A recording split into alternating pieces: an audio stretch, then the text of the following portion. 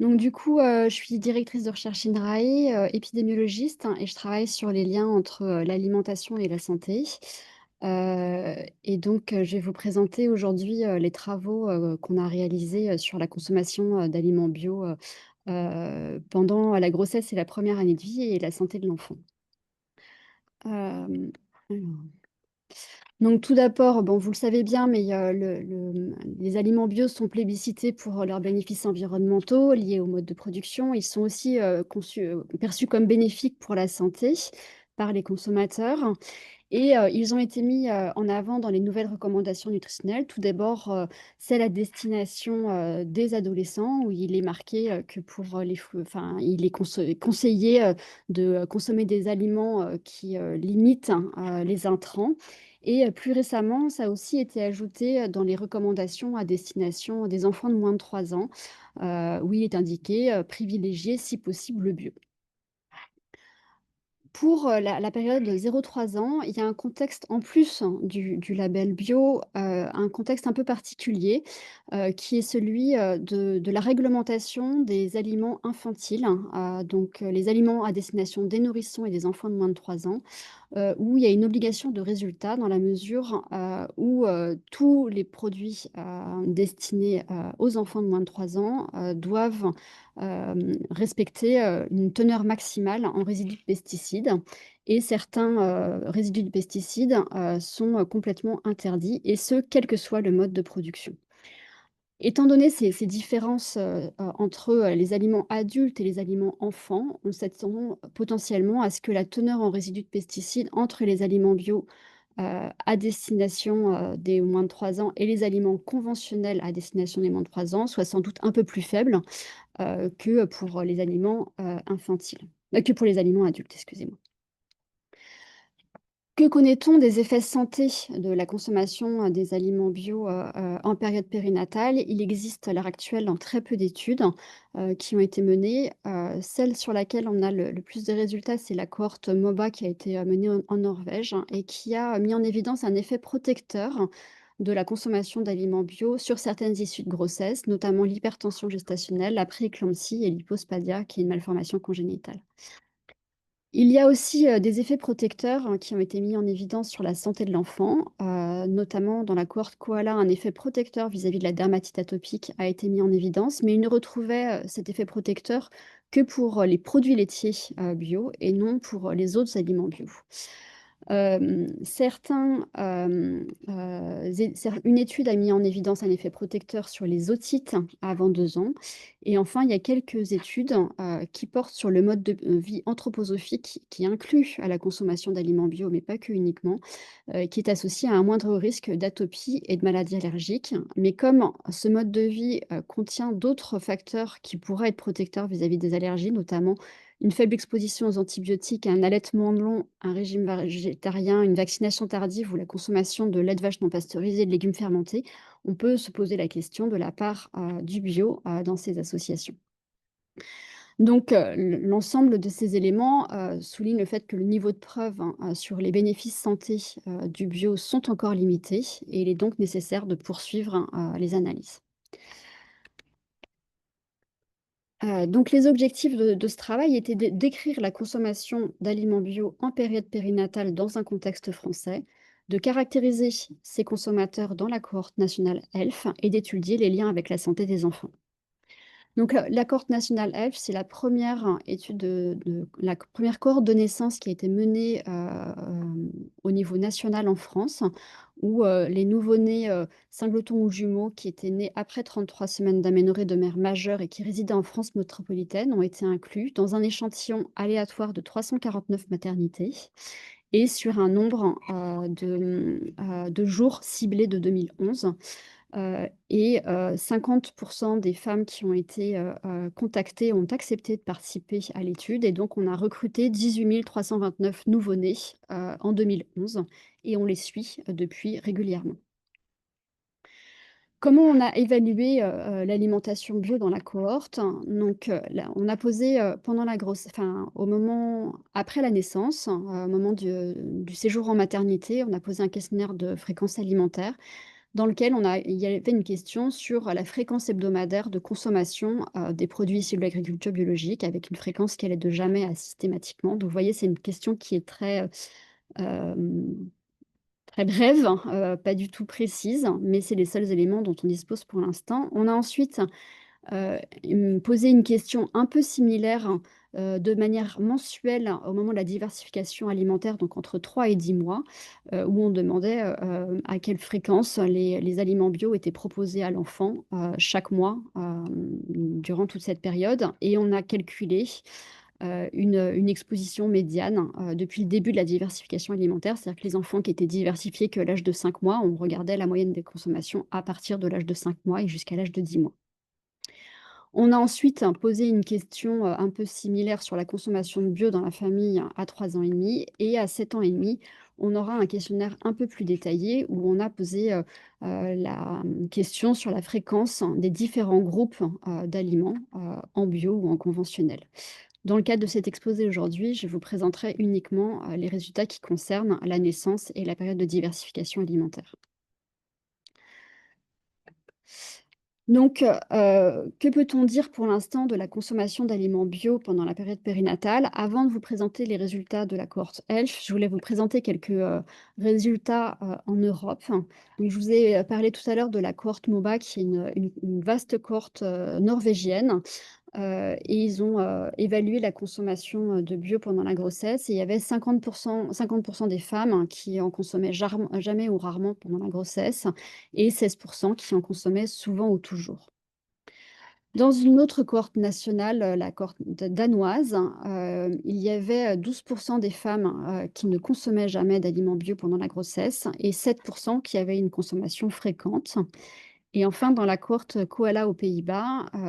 80, un peu plus de 80 des femmes, avaient une alimentation, qui était, majoritairement d'origine conventionnelle et seuls 5 à 6 des femmes consommaient, strictement, du bio, pendant toute la période de la grossesse et 6 des enfants, recevaient des aliments bio, de manière stricte à l'âge de 2 ans. Vous voyez bien à travers ces différents chiffres qu'en fait, ils sont très difficiles à comparer parce que, ce sont des termes relativement vagues qui sont utilisés, comme dans la cohorte ELF. La seule chose qu'on peut vraiment comparer, c'est le taux de non-consommateurs, et même là, comme jamais rarement sont recoupés, c'est difficile de comparer ces chiffres. Si maintenant on vous présente les résultats, dans la cohorte ELF, donc pour la grossesse, on avait les modalités jamais, moins d'une fois par semaine, plusieurs fois par semaine et tous les jours ou presque. Et il y avait environ 50 des femmes qui ont rapporté n'avoir jamais consommé d'aliments bio pendant leur grossesse versus 8 qui en consommaient tous les jours ou presque. Et pour la diversification, les modalités étaient jamais, parfois, souvent et toujours. Et il y avait 52 des enfants, qui, ne consommaient jamais d'aliments bio et à peu près, 9 qui en consommaient toujours. Si on veut comparer un peu à des chiffres français, il y a ceux de la cohorte, Nutrinet Santé, où on avait, 34 des femmes qui étaient non consommatrices, et 15 qui étaient, des consommatrices régulières. Quand on compare en fait ces 34 aux consommations, pendant la grossesse dans ELF, on voit quand même que dans la cohorte ELF, il y a moins de consommation, d'aliments bio que dans la cohorte Nutrinet Santé. Ce qui est lié à la fois à un décalage temporel, hein, mais aussi à un mode de recrutement qui est différent. Quand on compare les chiffres entre grossesse et diversification dans la cohorte ELF, on a l'impression que les chiffres sont assez, consistants, aux 2 périodes avec environ 50 un peu moins pendant la grossesse, un peu plus pendant la diversification de non consommatrices et puis des chiffres de consommation régulière qui sont un peu similaires. Mais en fait, ça reflète des trajectoires de consommation, entre les 2 périodes qui sont assez différentes. Là, je vais vous montrer des fréquences croisées entre les consommations pendant la grossesse et pendant la diversification. Donc en bleu, vous avez, les enfants qui en consomment jamais ou parfois et en vert, les enfants qui en consomment souvent et toujours ou presque et on voit que parmi les femmes qui n'ont jamais consommé d'aliments bio pendant la grossesse, il y a quand même une petite part qui ont proposé de manière régulière des aliments bio, pendant la diversification à leur enfant. Cette proportion augmente un peu quand on est chez les femmes qui en consommaient moins d'une fois par semaine,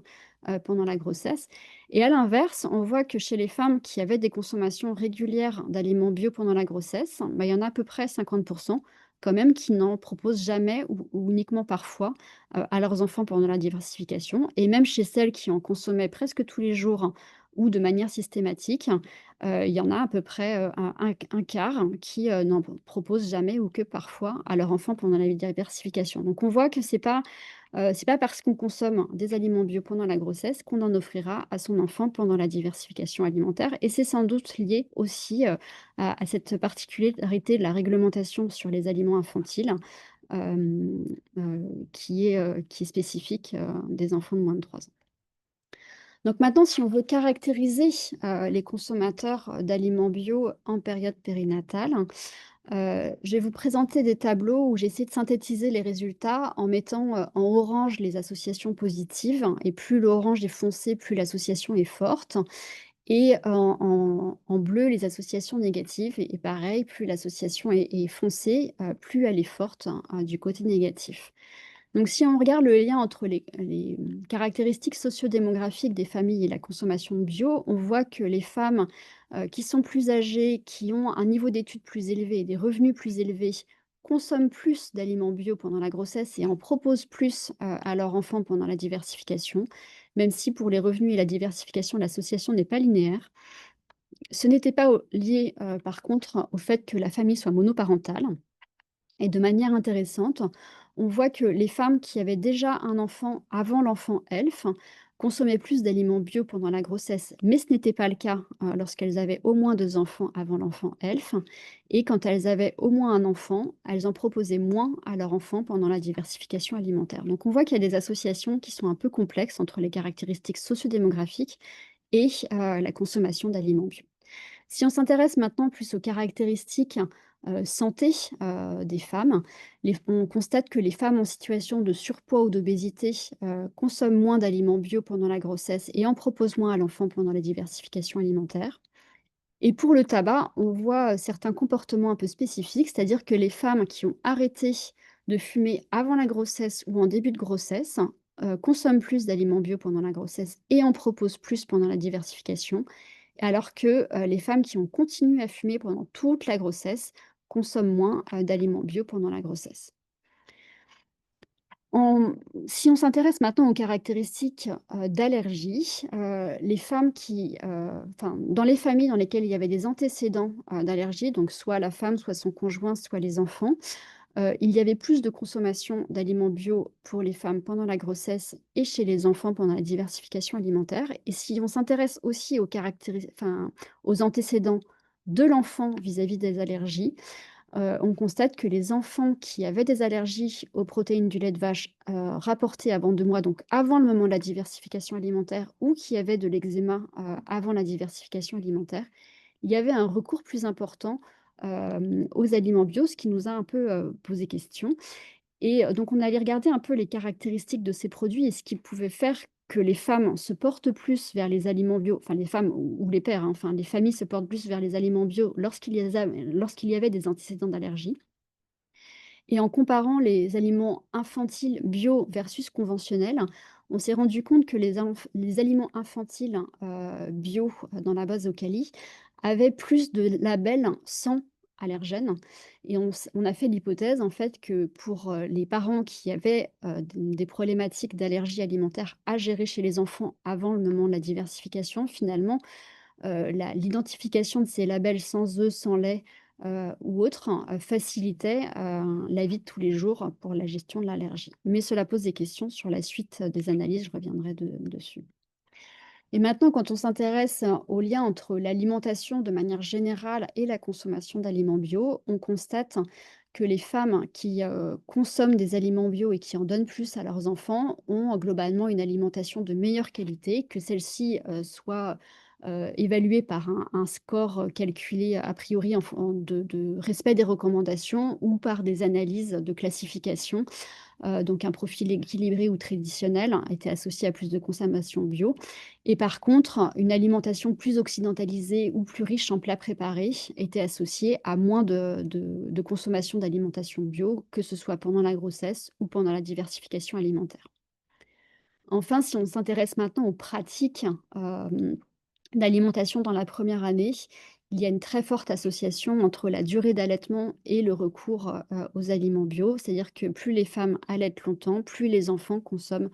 des aliments bio au moment de la diversification alimentaire.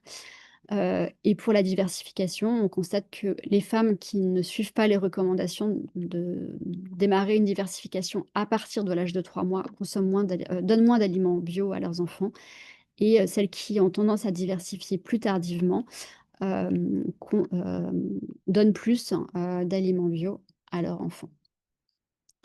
Donc maintenant, si on s'intéresse au lien avec la santé, alors je vais commencer avec le résultat, sans doute le plus problématique, enfin ce qui nous a le plus questionné, qui est celui des liens entre, la consommation d'aliments bio pendant la diversification et les allergies. Donc dans les résultats que je vous ai montrés,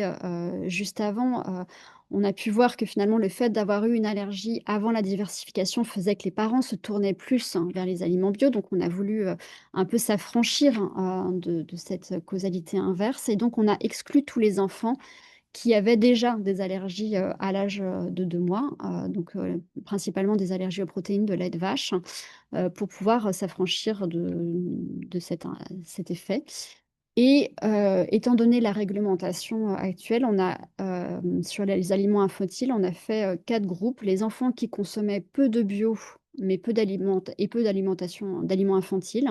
beaucoup de bio et peu d'aliments infantiles, peu de bio et beaucoup d'aliments infantiles et beaucoup de bio et beaucoup d'aliments infantiles. Et là, on a été un peu surpris par les résultats, c'est-à-dire qu'on a retrouvé effectivement que les enfants qui consommaient beaucoup d'aliments infantiles et peu de bio avaient un risque plus faible d'allergie alimentaire, mais contrairement à ce à quoi on s'attendait, ceux qui consommaient beaucoup de bio et peu d'aliments, infantiles avaient un risque plus élevé de développer une allergie alimentaire, avant l'âge de 5 ans et demi. Et ça, alors qu'on a tenu compte des antécédents familiaux d'allergie. On a mené quelques analyses complémentaires depuis et ces analyses suggèrent que l'association n'est retrouvée que pour la consommation d'aliments bio pendant la grossesse et non pendant la période pendant la diversification, excusez-moi, et non pendant la période de la grossesse. Maintenant, si on regarde les liens entre consommation de bio et indice de masse corporelle, donc on a regardé, l'indice de masse corporelle entre 1 an et 10 ans, en tenant compte à la fois des caractéristiques maternelles, des caractéristiques du foyer, de l'indice de masse corporelle de parents, des caractéristiques de naissance de l'enfant et les profils alimentaires dans la première année de vie. Lorsque l'on regarde la consommation de bio pendant la grossesse, on ne retrouve pas forcément d'association, avec l'indice de masse corporelle de l'enfant, même s'il y a une légère tendance à ce que l'indice de masse corporelle soit plus faible pour les consommations les plus fréquentes pendant la grossesse. Par contre, quand on regarde la fréquence de consommation, de bio pendant la diversification, là, les associations sont plus marquées et les enfants qui consomment toujours ou presque des aliments bio pendant la diversification ont un IMC dès l'âge de 3 ans qui est plus faible et ils ont aussi un risque de surpoids à 7 ans et demi et à 10 ans, qui est plus bas. Maintenant quand on combine, les 2 périodes d'exposition que pendant la grossesse et la diversification, on a des résultats encore plus marqués, c'est-à-dire que les enfants dont les mères ont consommé fréquemment des aliments bio pendant la grossesse et qui en consomment fréquemment, pendant la période de diversification, ont un IMC qui est plus faible dès l'âge de 1 an et jusqu'à 7 ans et demi avec une tendance similaire à l'âge de 10 ans et un risque de surpoids à 7 ans et demi, qui est, plus faible. Enfin, on regarde le neurodéveloppement de l'enfant, donc on s'est, intéressé à la fois à des scores, globaux de neurodéveloppement jusqu'à 5 ans et demi et aux performances en lecture et en mathématiques, à 4 et 6 ans et on constate que les mères qui ont consommé des aliments bio pendant la grossesse ont des enfants dont les scores de neurodéveloppement sont plus élevés, que ce soit, pour les scores globaux ou les scores de performance à l'école en maths et en lecture et ce, même après prise en compte des tests cognitifs parentaux. Pour, la consommation d'aliments bio pendant la diversification et le neurodéveloppement, les associations sont moins cohérentes, même si on retrouve quand même cette association avec les scores globaux de neurodéveloppement jusqu'à 3 ans et demi. En ce qui concerne les performances scolaires, on n'avait pas de relation dose-effet, on retrouvait des associations uniquement avec des catégories intermédiaires, donc c'est difficile de conclure. Enfin, quand on combine, les 2 périodes, on constate que les résultats avec le neurodéveloppement sont surtout retrouvés pour les enfants exposés en période prénatale et ce, quelle que soit l'exposition postnatale. Si on veut maintenant un peu discuter ces résultats, donc les liens avec l'allergie, dans Nutrinet Santé, il y avait également une association positive avec les allergies alimentaires et la consommation de bio. Mais c'était difficile de distinguer la part, d'évaluer un effet, causal parce il s'agissait d'associations transversales uniquement. Et dans la cohorte koala où là, il y avait un suivi plus prospectif, il y avait une association protectrice. Donc on n'était pas trop en accord avec le résultat de cette étude, pas parce qu'on n'est pas d'accord philosophiquement, mais nos résultats ne vont pas dans le sens de cette cohorte. Donc on s'est posé la question, d'une causalité inverse, c'est-à-dire que ce soit les allergies qui, induisent la consommation de bio et non le bio qui, induisent, des allergies. Donc tout d'abord, on a essayé d'exclure les allergies alimentaires, rapportées à l'âge de 2 ans, donc qui ont pu intervenir qui sont intervenues entre 2 mois et 2 ans. Ça ne modifiait pas les résultats. Et du coup, on s'est dit que peut-être que le bio était un indicateur d'autres pratiques, qui favorisaient les allergies, comme par exemple l'introduction retardée de certains allergènes, sachant que c'est une pratique qui était plus susceptible d'être adoptée par les familles qui ont un risque accru d'allergie, du fait des recommandations en vigueur au moment de l'étude ELF. Mais, nos résultats ne bougeaient pas après prise en compte de ces antécédents ou l'introduction des allergènes. Et on s'est demandé aussi si, finalement, les parents qui, donnaient plus de bio à leurs enfants, avaient une diversité alimentaire moins grande au moment de la diversification ou bien si c'était lié à d'autres pratiques au domicile. Pour l'instant, on n'a pas réussi à expliquer cette association entre bio et allergie. Concernant, l'indice de masse corporelle, on voit que cet effet protecteur persiste avec la prise en compte des autres pratiques d'alimentation infantile. Donc il est nécessaire de voir si les associations, durent après l'âge de 10 ans. Donc on aura bientôt des données à 14 ans, donc on va continuer les analyses et en tout cas, c'est en accord là pour le coup avec les résultats de la cohorte Nutrinet Santé qui a montré que les, personnes qui consommaient du bio avaient un risque de surpoids ou d'obésité qui était plus faible. Pour le neurodéveloppement, on n'a pas beaucoup de données avec lesquelles comparer nos résultats. La cohorte norvégienne n'a retrouvé aucune association avec le neurodéveloppement, mais s'est intéressée plutôt à des aspects de comportement, l'hyperactivité, déficit de l'attention ou autisme, alors que nous, on s'est intéressé plutôt à des scores de cognition. Donc il faudra qu'on reproduise dans ces analyses, sur les aspects comportement, dans ELF. Et puis, il y a aussi une nécessité de voir si ces effets persistent plus tard dans l'enfance. Donc les explications possibles, hein, pour, ces effets plutôt bénéfiques, hein, des aliments bio, sont bien entendu la teneur, réduite en pesticides, peut-être également des aliments de meilleure qualité nutritionnelle ou un moindre degré de transformation, des aliments. Pour synthétiser les résultats, la consommation d'aliments bio pendant la grossesse est associée chez l'enfant à des meilleurs scores de neurodéveloppement et aussi, il y a une croissance, un IMC plus faible, au moins jusqu'à l'âge de 10 ans. De même que la consommation, d'aliments bio pendant la diversification alimentaire. Par contre, celle-ci est associée à un risque plus élevé d'allergie alimentaire, hem, voilà, jusqu'à l'âge de 5 ans. Donc les limites de notre étude, c'est que, comme vous l'avez vu, notre question est vraiment très succincte, hein, donc sera nécessaire de répliquer avec une évaluation plus détaillée de l'alimentation bio. Donc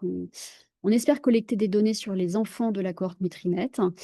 Et puis, certains événements sont rapportés par les parents, mais on a essayé d'utiliser des questionnaires standardisés et puis, il y a quand même des mesures qui ont été faites à l'école par les enseignants. Et bien entendu, il est nécessaire de vérifier que les associations mises à jour, ne sont pas que transitoires, mais perdurent dans le temps. Et pour les forces, c'est la première étude qui regarde l'alimentation à ces 2 périodes. On voit que finalement, les 2 ne sont pas indépendantes, c'est vraiment, et les associations entre les 2 sont complexes. C'est un large échantillon et puis on a pris un nombre important de facteurs de confusion et on a tenu compte des autres composants de l'alimentation. Voilà, je voulais remercier, les membres du projet InfaDiet, dont Manel Godal qui a mené les analyses sur la croissance, les financeurs de l'étude ELF, du projet et puis Metabio pour, le soutien, dans la thèse, de Manel Gozal qui portait plutôt sur, les aspects contaminants alimentaires.